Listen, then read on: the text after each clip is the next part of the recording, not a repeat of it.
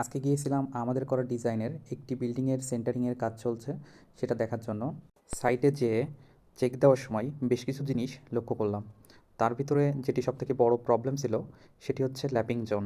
সাধারণত যদি 10 ফিট হাইটের ফ্লোর হয় তাহলে আমরা প্রথম 2.5 ফিটে এবং শেষের 2.5 ফিটে কোনো ধরনের ল্যাপিং দিই না কলামের ক্ষেত্রে, এবং ল্যাপিংগুলো দেওয়ার চেষ্টা করি ভিতরে যে 5 ফিট থাকে এই মাঝখানের 5 ফিটের অংশে। বাট এইখানে যদি লক্ষ্য করেন তাহলে দেখতে পাবেন যে বিম কলামের যে জয়েন্টটা মানে জাংশানে আপনার ল্যাপিংটা পড়ছে।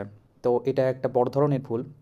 পরবর্তীতে সাইটের আমি ফোরম্যানদের সাথে কথা বলে জানতে পারলাম যে আগে নাকি ফ্লোর হাইট যেটা ছিল গ্রাউন্ড ফ্লোরে, সে তার হাইটটা 1.5 ফিট বাড়ানোর কারণে এই যে রডগুলো কাটিং করে রাখা হয়েছিল সেটা ল্যাপিংটা ঠিক মতো মেলেনি।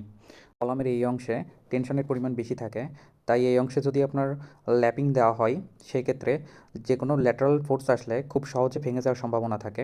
তাই বিল্ডিং করার আগে অবশ্যই এই সব টুকিটাকি ডিসিশনগুলো নিয়ে নিতে হবে যেন যে অনাকাঙ্ক্ষিত ভুলগুলো হচ্ছে এইগুলো এড়ানো যায় এবং আপনার বিল্ডিংটা যেন ইকোনমিক হয় এবং স্ট্রাকচারাল স্টেবিলিটিটা বজায় থাকে।